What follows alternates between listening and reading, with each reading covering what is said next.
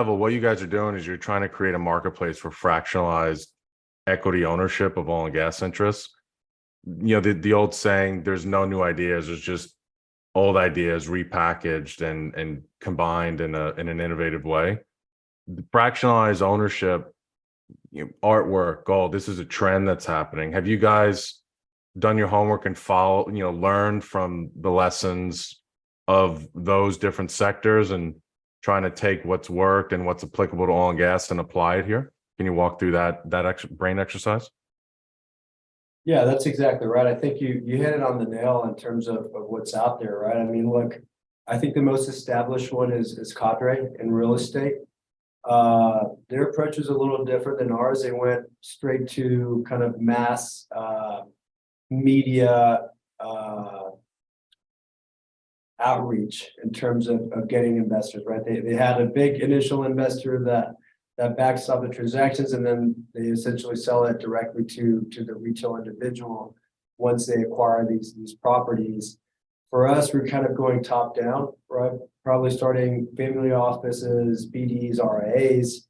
And just like we spent essentially a year educating the insurance companies at the institutional level for the ABS, we have, dedicated capital markets folks that are essentially going out to the BDs, the RIAs, and all of these conventions, essentially talking about Energia and how their retail investors are going to have the opportunity to own direct oil and gas assets, right? So we deployed that about a year and a half ago.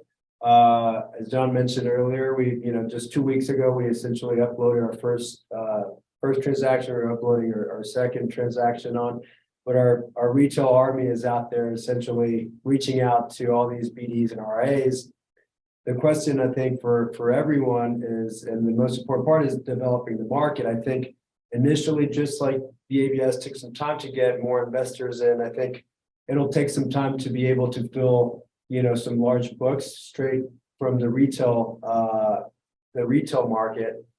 But the hope is to once everybody finds out and we start getting volume on both sides, the asset side and then the investor side, obviously that time will shrink, right? And I think folks that want to monetize and I think Tim, you brought it up earlier, which is a good point. I want to kind of come back to. You're talking about the 10 to 20 million royalty guys out there. That's probably the vast majority of the market right now, right? So I think that's a little too small for an ABS, right? I think 50 million is probably, because you're right. I mean, look, we've done so much analysis on the fixed costs for an ABS, right? What's the legal cost, what's backup manager, all the things that you need in an ABS, and we've definitely shrunk those costs. But as a percentage of total proceeds, you're only going to be able to squeeze that lower, right? So I think once you move down closer to the 10 to 20 million, it's just too much of a percentage in terms of those fixed costs essentially to do an ABS. But for Energia, it's the perfect monetization. So if you're trying to monetize, we're essentially kind of removing the middleman. There's no 2 and 20 here. We're much cheaper than an A&D bank would charge for an asset sale process, right? So I think you're removing all of these costs, and for us, it's pretty easy to raise 10 to 20 million in the retail market right now. We've got pretty good vision on that. I think as we move to 50, 100 million, we could probably do it. It's going to take more time, but as we do more of those, it'll start shrinking into, call it, hopefully what we're trying to do is the same kind of A&D timeline that people are used to, 2 to 3 months, and then you get your money, right? And I think, we'll be managing the back office stuff. So it's for the seller, and that's really our focus. Is for them, it's going to look just like any other A&D transaction, right? They sell, they're out, right? For us, it's a little different. We have to manage the back office data, but I think in their view, it should be just as easy as anything else.